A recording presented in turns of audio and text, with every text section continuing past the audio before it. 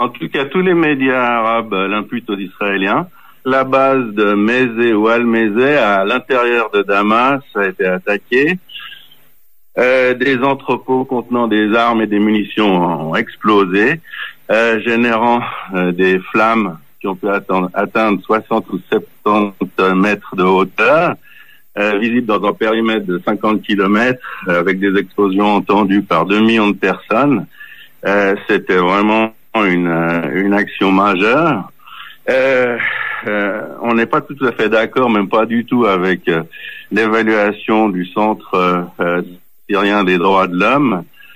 Pour nous, et suite au témoignage de nombreux damécènes qui ont été recueillis par notre bureau de Beyrouth, par Michael Behé, eh bien, il y aurait plutôt entre 50 et 60 morts, et pas du tout 2 parmi les forces gouvernementales syriennes, l'armée iranienne, ainsi que les miliciens du Hezbollah. C'est une opération majeure.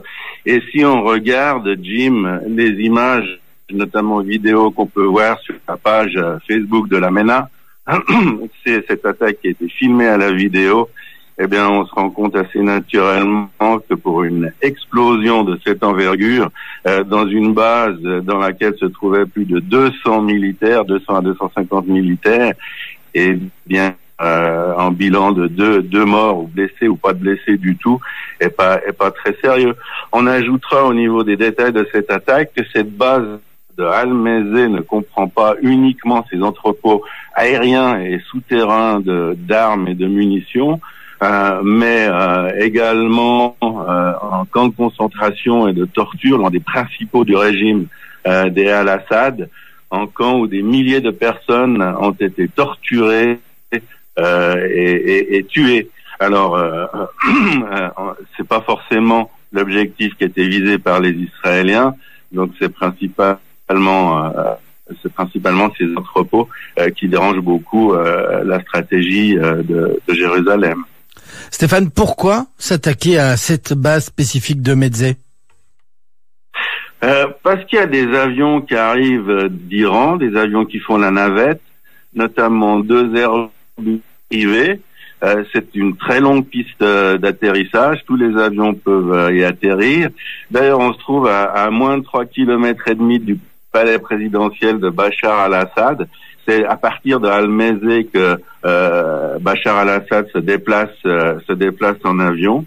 Donc c'est un endroit où il est facile pour les avions iraniens de se poser, les cargos iraniens de se poser. Et on se trouve également à proximité immédiate de l'autoroute Damas-Beyrouth. Et ça intéresse beaucoup les Syriens et les Iraniens. Ils entreposent dans des endroits qui sont en principe résistants aux attaques israéliennes et autres, des missiles sol-sol et des missiles sol-air qui manquent énormément au Hezbollah libanais. Le Hezbollah libanais utilise plutôt des roquettes et des fusées, et des roquettes, ce sont des fusées qui sont pas intelligentes, qui n'ont pas de système directionnel.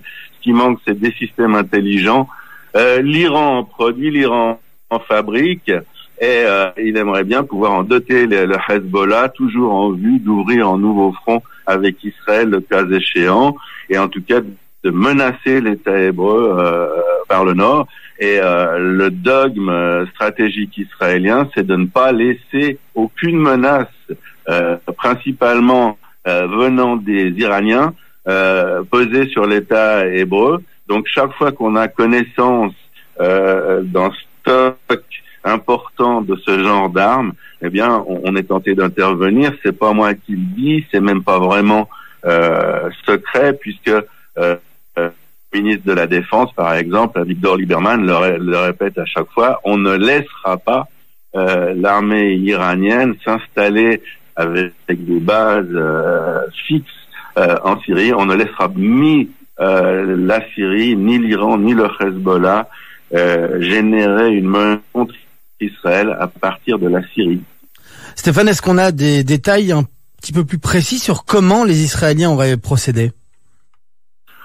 Oui, alors là, on fait attention, parce que même si on n'en a pas le droit d'en parler, hein, mais d'habitude, et en constatant les les images qu'on connaît bien, parce que Mézé, c'est pas la première fois qu'elle a été attaquée, c'est la 3e ou la 4e fois pendant la guerre civile.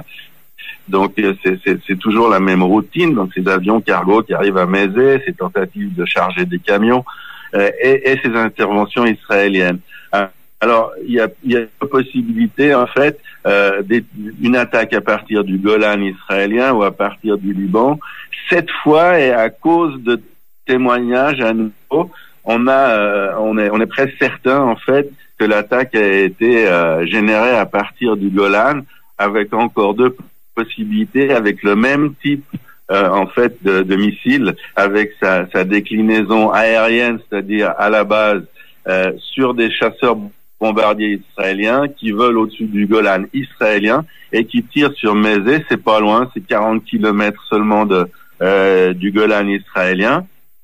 Ou alors le même type de missile dans sa version sol-sol qui est tiré à partir d'une base sol-sol dans le Golan sur Mézé. C'est absolument la même chose, c'est la même ces missiles vont à la même vitesse, ils ont la même précision, de moins de 1 mètre de l'impact qui était prévu. Donc c'est probablement le mode opératoire, je dirais à 95%. Ça s'est passé à partir du Golan. Maintenant, de savoir si c'est depuis les airs ou depuis le sol, on n'est pas pour le moment en mesure de donner cette précision-là. Et enfin, Stéphane, et on conclura là-dessus, mais on a noté une certaine accalmie ces dernières semaines dans ce genre d'informations. Est-ce qu'on se dirige vers une nouvelle vague d'attaques israéliennes du côté de la Syrie? En fait, ce qui se passe, c'est que dès qu'on voit une formation de stock de ce genre d'armes ou de munitions, ce qui nous dérange, je répète, c'est les missiles intelligents. Le Hezbollah au Liban a 140 000 engins, roquettes, mais il n'a pas de missiles intelligents. Et d'où ces tentatives d'en amener pour les Iraniens et les Syriens. Chaque fois qu'on voit une constitution de ce genre de stock, qu'elle soit pour le Hezbollah ou qu'elle soit pour être utilisée par les Iraniens en Syrie, on va intervenir, puis ça dépend alors beaucoup plus des Syriens et des Iraniens de savoir si on intervient ou pas. Nous, on a notre stratégie. On laissera pas ce genre de choses arriver. Puis maintenant, il y a la bataille d'Idlib qui se prépare, une offensive syro-russe qui se prépare au nord de Damas. Et on a plus que l'impression ici à Mettoula que dans ces préparatifs, avec une grande tension du côté russe qui serait censé nous inciter à ne pas intervenir en Syrie, eh bien les Iraniens et les gouvernementaux syriens avaient l'intention de nous passer sous le nez en se disant qu'on n'oserait pas à ce moment intervenir contre Mézé au centre de Damas. Ils espéraient peut-être de cette manière-ci pouvoir charger des camions en direction du Liban. Ça c'est pas fait. Et puis en Israël, on a démontré que non seulement on peut avoir une entente sur ce genre de choses avec le Kremlin, mais également ça passe au-dessus de tout. C'est la priorité israélienne. Quand il y a ce genre de menace, on intervient. Que les Syriens et les Russes soient en train de préparer une offensive ou pas, nous on s'occupe de l'intégrité et de la sécurité de l'État d'Israël, Jim.